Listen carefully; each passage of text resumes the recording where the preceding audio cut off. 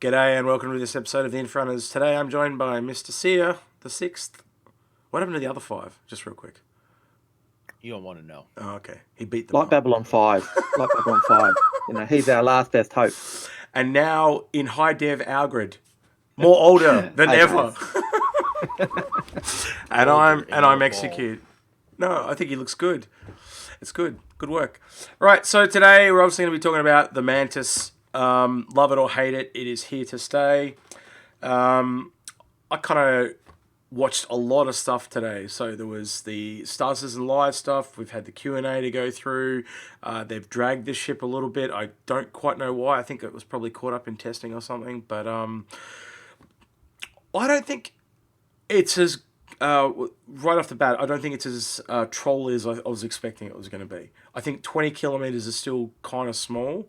Me and Algrid did some testing, didn't we, Algrid? And we did not have a lot of luck pulling people out. And we had someone with us deliberately trying to pull them out. Someone deliberately trying to fly to us or through us, and we weren't pulling. Yeah. So it was pretty... We were surprised. That was one of the things that surprised us. We were surprised at how little effect we were having, or little success we were having with someone actually trying to be interdicted by it. And I think you kind of need to know they're coming. Like, you can only pop it when they're actually in warp. You can't just go... So you almost need someone on the other end to spy. Oh, they're just starting to warp now. Click it now, type of thing. You can't just turn it on and it's a net. It's not a net. It's almost like it's like a mousetrap. Credit card fishing. You know how they talk about fishing with that? Like, it's just instant. You got to grab them straight away. So it's a bit different to what I expected. Or we were stuffing it up. Yeah, or we were stuffing it up. See, you're a bit quiet. What are your thoughts? I was just listening to you guys. Let's see. Oh, we're ranting now. Oh, yeah, okay. No, you guys weren't ranting. I mean, you're just telling them what you what our experience was. Yeah, exactly. What your experience is kind of like what me and you execute were doing with what you expect from 3.7. But exactly. So, yes, a lot of people thought it was going to be a trolley ship. I don't think it's really going to be as trolly as everyone made it to believe.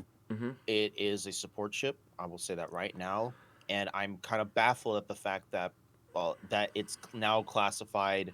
I don't know if it's hearsay. I don't know who's saying it, but apparently people are saying that it's now a advanced starter, and I'm thinking, well, let's see. If you're going to upgrade from an Aurora to the ship, you lose your cargo. And I mean, you lose. Yeah, that's mainly you lose your cargo. You can still put like a little box inside of it, and I think you lose some guns depending on what you choose. Like if you chose the LN or something. What's up? I think the reason it does fall in the advanced starter character is they've said that they are going to have this device on other larger ships down the line. So I think where the price point it sits, it's around other advanced starters. So you've got the Vulture at, I think, 130 or 135. I'd have to go check that, to be honest. This was 135 at the Vulcan. Sorry, Vulcan. That's like 200. The Vulture was 135, but anyway, it's in between the Vulture and the Prospector, so it's surrounded by other advanced starters. And if this then attaches to other larger ships, therefore that does make this the first time we've seen a starter before we've seen the larger ships. So it could be that. Yeah, and I think certainly the way we use advanced starters is the first in the line for that. Yeah. So travelling up from the starter ship, it's the first one you hit of that type. Exactly. And that certainly, in that sense, is an advanced starter. It's the first of that profession for interdiction. And it's in that price point. Yeah. Yep. And it's incredibly, incredibly weak. Speaking of the price, one of the things I noted down here when I was doing some notes is the cost is very telling of other QED ships. I think it's... Absolutely. I think it's like... I was hoping, I should say, for around Prospector price. The fact that it's lower really surprised me because we'd heard rumours of up to $300. And we were like, no way. And I've talked to a few other YouTube creators and they've said the same thing. They're just astonished by how cheap it is. And I think it is really telling that there is something above it. But when we were talking about the prices, we were actually saying, after flying it around, that we expected the price to be around $150. that was Yep. the maximum price we were thinking. So, Yep. um, But But yeah, others were telling us different, so we kind of had to stick to our guns a bit. But like, you wonder, have they heard something Yeah. we haven't heard? So, yeah, and I think Sue's right. It is very weak. Like, you look at the components, it's basically the same components as an Aurora. Yep. Same shields, same. Most like fighters. So yeah, most like fighters. You're And- dealing with size 1 components. That's And just the way it is. and as you said before, if you go up from an Aurora, you lose the ability for that cargo container, and you get the interdiction device. Well, And I'm sorry. Let me clarify. You lose the ability to hold SCU. You can still put a cargo. You can easily put a cargo container in there, but Yeah. you lose the ability to have SCU. well, that's what I was should have saying. been more You lose specific. when. Sorry, by cargo container, I was referring to the big box that clicks underneath the Aurora. The SCU. All right. Yeah. All right. Sorry. So, and that's really all you lose. You lose that, and you gain the interdiction device. But the weapons, it's got 2 size 3 and Aurora, and It depends on the model that you have. The the- MR has 2. The LN has, I think, 4. 4. Actually, no. I the think the LX MR has also 4. has 4. I don't remember. I have to look at the stats. The MR comes with 2, but it can get another 2. Yeah. Okay. Whereas the LN and the LX actually come with 4, and the very first one only has 2. So I think we can safely say, though, that this ship is built around this quantum device. Absolutely. And the takeaway for me is actually go to that question, Alga, that you were asked about the Polaris. Asked if I pulled the trigger on this ship, and I said, "Yep, I've actually upgraded from an Aurora, mainly because I had Auroras to burn." And I was asked whether I thought this would be a good pairing for a Polaris. And I think initially the question was, will it fit in a Polaris? And while I would expect in some sense CIG to make an RSI ship with a hangar be able to fit a small RSI ship, as we were talking about it doesn't make sense. It's in terms of the pairing. Yeah, I can further elaborate with why it doesn't work. Yeah, I was hoping you would. Okay, so Go right ahead. check it out, ladies and gents. Yeah. All right, for me, it's not the fact that it cannot fit inside a Polaris. It's that the Polaris is designed. The Polaris is a big missile boat that is designed to have large engagement ranges. The reason why is because, one, you have size 10 torpedoes, you have a capital class radar. So what that tells me is that you can see things from very far away. You're really light armored and you're fast. So you're designed to do hit and runs. You're not gonna. So hear me out. Let's just put this in perspective. If you are to take your Mantis out and then you're to be the Polaris and say, okay, my Polaris sit 60 or 70 kilometers away, your Polaris is not effectively protecting that small ship that already takes up a lot of power. It's making itself vulnerable just to capture somebody, to pull them out of quantum. So just doing that, any ship can really blow it up and probably be on their way. The reason why I say it is because when you have a bigger ship and you're trying to lock onto a smaller ship, it's not a matter of it's a matter of that size 10 torpedo is going to take a lot longer targeting and locking onto that ship that has such a smaller emission compared to the size 10 torpedo targeting a Javelin or targeting an Idris or another Corvette, which leads me to believe Hammerhead would be a better pair for this because the Hammerhead is able to put flak to that one side. It doesn't need to be super far away. It could be right underneath it. Like, it could just protect it. It doesn't matter. The Polaris, no, I absolutely do not think it's going to be it would be a good fit. Now, later on, like Execute was saying, the fact that this is just the starting tier, and they said that later on the QEDs are going to be able to be utility slots and ships are going to be able to hold them. That makes me think, okay, if this is the beginning, then later on, like I was watching the live stream at work today, and they said they would like to make different stages. So with stages, that means a bigger version of the Mantis that's designed to pull bigger ships out. So that would make more sense to pull a bigger, more tanky ship. I even said before the show, you might even get something like a Corvette that has one that can pull out other bigger ships. So my thinking of that is instead of making a ship entirely, they're just going to make a utility mine for the Nautilus. You have the mines, and then you have a quantum interdiction mine that probably has 15 to 20 kilometers that you have to deploy. Then that makes sense to use it along with the Polaris. But It would certainly it's make just a thought. It's just a thought. Like, the don't take my word for it. quantum interdiction mine would work really nice for a minefield. You know, you pull someone out into the middle of the minefield. I already have diagrams made and that would of be quantum interdiction mine and everything around it. And that I would be actually need to pretty. make a video of that now. If you Yeah, think, and that'd be pretty nasty. if you think about the Mantis, it's a lion weight ship, right? The Polaris is a first strike type of ship. That does not line up. You think of things that are lion weight, you think of something, a hammerhead would work. The other one I really think about that I think also being a support ship, funny enough, is a Nautilus. You pull someone out. Said. Yeah, I know. You pull someone out into but you the beat me to minefield. the punch. You just did a huge rant, and I couldn't break you off. You were going for it, so I had to wait. But yeah, the Nautilus, I totally agree with that. Not just a mine, but actual normal mines. Even the mine, the what do they call them? The sentry mines. They would work really well as well. You know, anything that's a lion weight craft, like even a really big ship like a Kraken, would work because you got that whole deck of ships there ready to go. Anything that's really lion good for weight, pirate operations. yeah, exactly. Just anything that can disable a ship. So an Avenger Stalker with an EMP ready to go, or Saber Ravens, they work as well. Anything. What did I say? Titan. Yeah, Walk. That's what I meant. But you know what I mean. The EMP.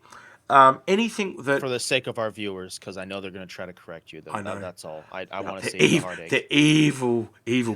No, I'm just kidding. Sorry. Always. He's wrong. Gotta fix it. Gotta correct him. But you get what I'm trying to say. Anything you can think of that gameplay. The way they're gonna work is it's that they come to you mentality. So more defensive than offensive ships. Anything and like that. Sorry, go ahead. Yeah, and I think it's also a matter of you want those ships that are more close quarters combat rather than the long distance, as Sia was pointing out. And that's why even if you can put it inside a Polaris, it's not a good pairing because it's really a close quarters ship, whereas the Polaris isn't really that. You guys correct me if you're wrong. The only use I can think of it from a Polaris would be deployment. That's the only thing I can give it. I can't give it anything else. Yep. Can you elaborate on deployment? So you'd go out with the Polaris to deploy that somewhere where it wouldn't normally be able to get to on its own. You know, so it's kind of defensively deploys it, you know, comes out of the hangar and it deploys it somewhere. Rather take that than, say, taking an entire Idris as an example, or whatever ship you would take. That's the only thing I can give it. And that's a bit overkill even for that. I don't even see you using this with a Polaris, though. Like, there's so many other options. Like, you can definitely use this with a Kraken. Like, why would the Polaris even be a question? Like, don't get me wrong, I love the Polaris, but why is the Polaris... Like, it come to mind for me. Like, it's the Kraken. Because it's the an Kraken, RSI ship. I know, but, like, come on. In terms of it, for me, logically thinking, it makes more sense to pair this with a Kraken because you are able to have more lighter fighters around that are able to swarm targets. Like, a bunch of Buccaneers and stuff are really going to hurt people. That's why. And then the Kraken can split flat. Go ahead. Sorry. I just got one thing that I say that's really important. You know how he's talking about how you're going to say this, Agrid. I know you're going to say that it doesn't work inside other ships. You're going to say that before, weren't you? I think you forgot to say that. No, I wasn't going to say that, but it doesn't. It doesn't work. I remember you saying it before the show. That's why I thought you were going to bring it up. But there's the Kraken. It sits on the deck. And it's on top of it. Yeah. So that's a huge advantage. But also later on, we know that the light fighters, which would be ideal partners for this, are going to lose their fuel scoops. They're not going to be able to do that long range. So partnering this with a bevy of small ships on a Kraken or a carrier, they go out, they set up, and then you've got the maneuverability of those light ships that can tear things apart. You cover a lot of flexibility. You have the light fighters that can swarm a lot of targets, and then you have the big ship that can take on anything that's maybe a little bit bigger. Like if you have maybe 3 or 4 vanguards, and it's like, oh, okay, well, retreat a little bit back to the mothership, and the vanguards are going to be like, do I want to sacrifice trying to go up against a carrier with I don't remember the size guns. I don't want to say size 10. But just bigger guns in general. I got a question for you. I just think before you go on, in terms of a small ship, so I was just thinking back to you playing Arena Commander earlier. And the ship that seemed to give you the most hassle or most Don't annoyance. say it. Just why do we have to bring this up? I won. That's what mattered. I Yes, won. you did win. But which ship That's- was giving you the most grief and annoyance and Well, frustration? yeah, the because it was Merlin, so because small? there's like 20 of them and like freaking anchovies. They just Yeah. How's that go freaking again? annoying, man. How's that go again? I'm not doing it again. You can just someone's But- gonna make a timestamp, be like "lol series lol" at timestamp, and then it's gonna be like they're just gonna make a remix out of it. Done. I'm already clipping it now. Right. But, you know, Do it. I but don't care. My But- thinking with this ship, and it's a question for you guys. I see this as another support ship like the Vulcan, as in a starter. I think a little bit unlike the Vulcan, where a Vulcan can still kind of go out and do stuff on its own. I think this is more of a fleet mentality, and because that Kraken is a small fleet style vessel, I think it pairs with that very nicely. But I don't think this is a single person purchase. I think this is the type of thing where an org wants to get together and go, we need one of these. Because you're never going to Yes. do it without your friends, type of thing. Yes, I absolutely agree. Yeah. Because if you're a new player and you're thinking, "Am I going to make?" That's what people need to ask themselves when they get into this game. What do I want to do? Do I want to be a fleet support person? Okay, but how am I going to make money when I don't have people to support? Like, am I just going to offer my services and be a QED all the time? It's like, no. But like this ship is good for the fleet. But don't just you need to get a ship that will easily be able to give you money, to make you money. Like, I get it, you could put a tiny little box inside. I get it, you have 2 guns, but it's relatively weak. It's you're Yeah. losing efficiency for the fact that you can. They say this with drones. You can use drones on basically anything, but you're gonna reap the benefits from it. No, why use this when you could just get an Aurora, which has cargo, and you can still put a box inside, and you can still make money off of it. More of you're using this Yeah, ship, good. which is just as weak, and its main thing uses a lot of power. Like, I understand for the orgs, yes. For the for the single person who's getting into this game, absolutely not. I don't believe you need it. You should be able to get the only thing you I could should be see getting in it. the only thing I could see it having value over the Aurora is as a priority transport because it is so fast and agile, Speaking of whereas the Aurora is slow. Speaking of the Aurora, talk about those upgrades, Outgrid. Tell us about how you got one today, but also talk about new people in regards to those upgrades. Yeah, well, I bought the upgrade, the lifetime CCU from the Aurora because I had an Aurora Which is a new spare. thing altogether. That's right. Like, It's another can of worms. Let's just leave that for now. But one of the reasons I went for it was the fact that it was an Aurora starter pack I had. It was on 3 months insurance. So the CCU to this ship, it made sense. it comes with, it turns the Aurora with 3 months insurance into an Mantis with lifetime insurance. But it also has the flight suit and fan as well. So that for me was a no-brainer. Yeah, it had to be a war bond purchase. Yeah, it was costly, but it was still around the price of an advanced starter. But yeah, so I think if you're someone who's got the spare ships and want to upgrade, or an old starter pack, and you want to upgrade to get that more than 3-month insurance, and it's a starter pack that had both Squadron 42 and Star Citizen game, then this is probably a good option to go for. But it's not a ship for a solo player because you do need 100%. It's 100% fleet support. If you are the type of org that likes to do it, if you're the type of org that likes to do competitive things, because that's like what a lot of people do. They do things competitively, as in like they'll say, "Hey, we're gonna do like a friendly battle and stuff," or something like that. If you're a bounty hunter and you have 2 or 3 of you, you have maybe a hawk, you have a saber or raven, or you have a Vanguard Sentinel. It doesn't matter. This is exactly how I'd be using this ship. I would have maybe 2 warlocks, I would have a couple light fighters, and I would have 1 dedicated EMP ship with distortion guns, because you have 1 ship that pulls them out, keeps them out. You have 1 ship that will overload the power of the ship, so then they can't necessarily get away. And then it's like, okay, hey, if you want to go, if you want to go about your business, then you're going to meet our demands. Like it's straight up the pirate. It's straight But up the pirate's dream, basically. For now, but the what's up, problem of X? using this ship as an individual Just a is the sec. fact that Just a second. You can't use it as an individual. That's the thing. I, You I, can't use it as an individual. I want to bring this back around to where the point I was trying to make. This is not a ship for someone. This is the only ship you have. This is not for the thing that I don't like. What they've done is they've gone, here's a basic starter ship, new people. Here's something we recommend you upgrade to. That is a really bad idea. Yep. Because Exactly. It's And super bad. And one of the other reasons why it's a bad idea is if you've got the quantum enforcement device active, you basically can't power your weapons. It really is sucking that much Can't power. move either. What we found out. So if you've got it up, you're going to be basically That's the thing. That's the thing, gents. Hold on.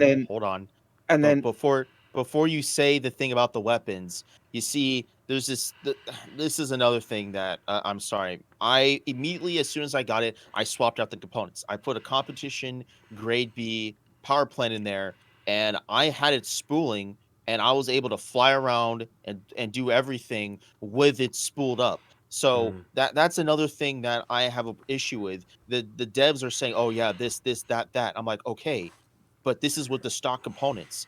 For a person like me, who, like, a lot of people know me because I go over loadouts, I rip things apart and I throw all these different things in them. For people who don't understand what I'm trying to say, a competition class component is going to give you the highest yield possible over military. The issue with it, though, is that it's going to have the fastest degradation. So military will give you really top-notch performance, and it'll light you up like a Christmas. But competition's just as worse. It'll do the same exact thing, except you're going to degrade faster. So that's the thing. I put a competition class power plant in there, which is going to give me maximum firepower. And I was like, okay. I was just looking at it. I'm like, okay, power's fine. For now, power was fine. I didn't actually get to use it in combat. I was flying around, shooting, and doing it all at once. I'm gonna have to do a little bit more stress testing, but that's the thing I'm trying to talk about. Like, but with the things we have in game, it's like, is it really going to? Is it really going to do a lot of this?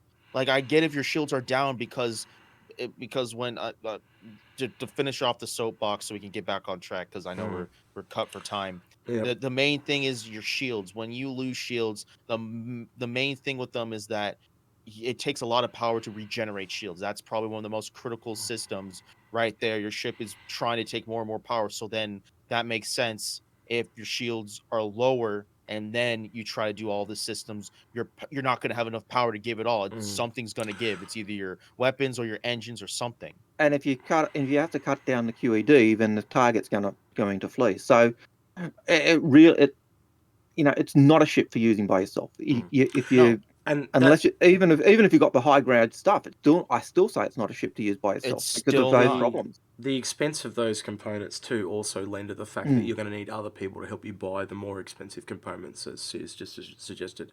All right, Algrid, who is this ship? Wrapping up, who is this ship for, and who do you recommend purchase it? This is one for a group of friends or an org. It is one which I think definitely one you'd pair with a carrier type ship. So you could put it on an Idris, although I really think the best pairing would be the Kraken, because you can have those extra fighters with it. You can even have that fleet of nasty little Merlins in there as well, which will give Seer nightmares. You can see by the roll of his eyes. It doesn't give me nightmares. It's just annoying. More things to worry about than Merlins. Seer. So is this like my thinking is pick up a CCU to this and sit on it in case another bigger ship comes out down the road that can do QED, or do you think that this is a pick up now and maybe turn it into something else if it doesn't? What's your plan with in that regard? Okay, this is what I would do. If you have the expendable funds, and only if you have the expendable funds, and you're just like, I want to give it a try it and melt it. The reason why I say melt it is because, one, the devs already have said a lot of ships are going to have utility slots, so you're going to be able to turn your Cutlass black into into its own interdiction device. So that's already out of the way. So do you need this ship now? You can use it now, but do you need it in the future, longevity wise? Because I'm always thinking ahead. Absolutely not. They already said, like I said, utility, different ships, and I'm for some reason I'm super confident that we're gonna have interdiction mines via the Nautilus. So I already think that's gonna cover capital ships and stuff like that. It- It's probably gonna be a lot. Yeah, It's a go ahead. possibility. I'm, But I'm just saying, in if they terms, don't, I guarantee you, they've already said they're going to have a bigger ship that's going to do it anyway. yeah, So probably. there's something But coming. We'll leave it at who? that. So Yeah. so if you want to buy this, so then this begs the question: who is this for? It's for people who care about the support role. If you are that type of person that doesn't necessarily like combat, and you are more of, I will buy a ship because it's a support ship. I enjoy being the support person. I don't really care about making money. Then yes, I have a then question. I then buy it. Can I ask you a question? But What what? type of fleet are they specifically supporting? Combat. You're supporting mostly a combat fleet. Either you're a pirate or you're just doing military operations or bounty hunter. Because bounty hunters can use this too. Because I already said, I understand you never look at the roadmap. Hold on, I'm about to finish. Yeah, that's right. No, no, It, no. I just it want to add to what you say. I was going to ask you another question. So it's inter small combat fleets though, like fighters. mm, Yeah, that's specifically where you yes, would picture because this. Yeah, okay. I mean, you could branch it out to maybe vanguards, medium, light and medium fighters. But if you're going against, if you're with hammerheads, I mean, you could use it with a hammerhead too. It Mm, depends on the situation you're in. It always depends on the situation. It depends on who's your escorts. Excuse me, because you're as strong as your weakest link. If you're with a bunch of ace pilots, then I mm-hmm. wouldn't worry. If you're a bunch of meh, I'm okay, I'm not the best, then I would stay back. I mean, it's true. Me, I suck at combat, Yeah. but I it. Crap, I'm losing it. But like I said, it's Too late. for the people.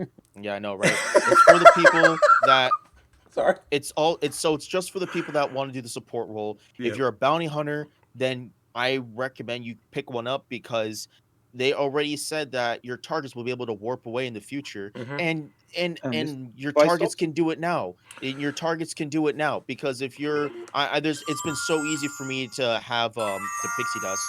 It's okay. It's fine. It's so easy for me to fly away and warp away Mm. if I'm a max criminal and people want to try to kill me, I can just fly around forever. Mm. Now it's like, if they Yeah, set it up right, and or this is so fast, but it can actually stay with pretty much every ship, it which means doesn't. Yeah. it All could they keep have them to locked do is down. get me for a You, minute. All they have to do is stop me yeah, for like a minute, and if there's 3 or 4 of them, I'm done. Yeah. I'm absolutely done. There's Yeah. no if I'm not in a hammerhead, I'm 100% done. It doesn't matter if I'm in a Yeah. vanguard. Doesn't matter mm, if I'm in my freelancer miss. If there's 3 or 4 people, they can easily tackle Yeah. me if they have a yeah, mantis. If I primary the mantis, I got it. I'm just going to get myself killed. I'm just gonna have to try to yeah, beeline and So and with run so for it. so with this ship, yeah you are going to be relying heavily on your on friends. people. Mm. Yes, If you don't have any friends, do not buy this ship. The only thing Very clearly. I'm going to say this because they've said later on the QED will be a utility mount. I wonder whether even in this it will be become a utility mount, which would mean you could put a cargo Mhm. container maybe on the back and turn it into a glorified Aurora. The But first time I for pulled out a for quantum by a vulture I just or feel a like this is terrapin. going but to be built into for the ship. but for if this has a utility mount on it, which you can take that out and put put a cargo container on the back, like the big box. Is it worth it? It's basically a glorified Aurora. Don't get me wrong, It's it I wouldn't looks even call glorious. it a glorified. I It's a wouldn't even gl- call this thing a glorified it's Aurora a because you still don't have the cargo capacity. You didn't listen to what I said. What you said, if you can I swap said out that. if it's a utility mount, Oh, if right? it's the utility If mount, it's a okay. utility mount and you were able to take it out and put the cargo container in, then it's a glorified. It would be a glorified Aurora. But then the I price just feel like it's makes gonna it be not built worth it. into the ship. All right, I got I two just feel like things. it's gonna stay into the ship. I've got two Go quick ahead. things to add before I'm going to wrap up. So first off, the ship does look very Star Trekky compared to other ships. It was Yep. actually concepted by a new person that hasn't done RSI before, but he works in house, and so they haven't confirmed that this is going to be the look of all RSI ships going forward. But I hope it is because I really like it compared to the others. Mm. I can see this being carried on to things like the Constellation, etc., etc. The last thing they talked about that I think is important for this ship specifically is they're going to be adding sub-targeting to internal components. which is really important because this ship, if you can target that quantum drive, then it just becomes an Aurora. You know? That was my question. Well, there you go. I answered it for you. So, No. Oh, it was your question on the thing. Okay, I got you. Yeah. Jared answered it. Yeah. He answered multiple of my questions. So Yeah. I was actually, okay, Jared, I see what you're doing. I see what you're doing. Yeah, He probably doesn't even know who I am, so I'm just kidding. That's all good. All right, so yeah, my advice for this is probably pick up a CCU if you're not sure, but I'm pretty confident with them already saying bigger ships are coming, that the bigger ship will still be able to take out the smaller ship, so why would you want this ship if you can use it somewhere else? And if the other bigger ship can defend itself better, which this clearly can't, it makes that a better option. And it also means the bigger ship, if it's with the utility mounts, can have it swapped out, therefore that just becomes a more versatile ship, and this is dead weight. And like we've said with all the advanced starter ship, is the middle range ship will be the sweet spot. Yep. It really will be. So the only reason I would say anyone buy this is if they've got that starter pack, you know, that one with Squadron 42, Star Citizen at 3-month insurance. This gives you that. And they've got other ships, though, Algo. And you've got other stuff to, and you've got, you know, and you've got other stuff to burn. Yeah, don't go buy this for your friend that's just starting today. Don't do that. Oh, man. You know, I just thought, I wonder, you know, we have ship rentals now, so I don't know, like, before you even buy it, see if you could rent it. You 2, wait for the free flight, or wait for the November free flight. It's literally it's a little bit over a month away. Just wait for the free flight. There's gonna be one. I know for a fact. I already said. All right, I'm wrapping this up. He's been Sia. He's been Agrid. I've been Execute, and we'll catch you guys in the next one. Take Bye care. bye. Toodles.